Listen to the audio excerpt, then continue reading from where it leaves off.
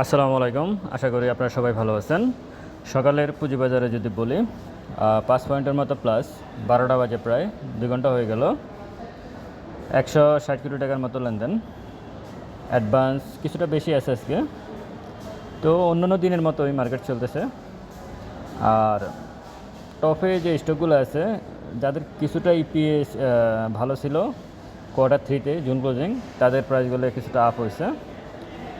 এর মধ্যে আছে যেমন বারাকা পতেঙ্গা অন্যতম। আর লুজারে আসলে ব্যাংকের কিছু স্টক আছে লুজারে।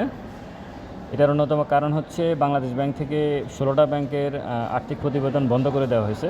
এগুলো তারা ডিভিডেন্ড বিষয়ে একটা প্রবলেম তৈরি হয়েছে, ওটা নিয়ে আমি সন্ধ্যায় ভিডিও দেবো, তখন আপনারা শুনবেন আশা করি। যাদের ব্যাংকের ডিভিডেন্ডগুলো নিয়ে প্রবলেম, যারা অনেক ফোন দিয়েছেন যে ডিভিডেন্ড আসছে কিনা বা আসলে সমস্যাটা কি, সেটা আমি নিউজ পাওয়া গেছে, সমস্যাটা কি সেটা আমি সন্ধ্যায় ভিডিওতে আপনারা শুনতে পাবেন। তো মার্কেট আজকে ঢাকা স্টক এক্সচেঞ্জে ডিএসসিতে আসবেন মাননীয় প্রধান উপদেষ্টার ব্যক্তিগত সহকারী ডক্টর আনিসুজ্জামান।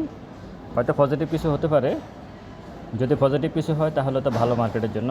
আর না হয় এখন পর্যন্ত মার্কেট যেভাবে চলতেছে সকালের পুঁজিবাজারে, মার্কেট কিন্তু অন্যান্য দিনের মতোই চলতেছে। 20-30 পয়েন্টের মতো প্লাস ছিল, এখন কিন্তু 4-5 পয়েন্টে চলে আসছে।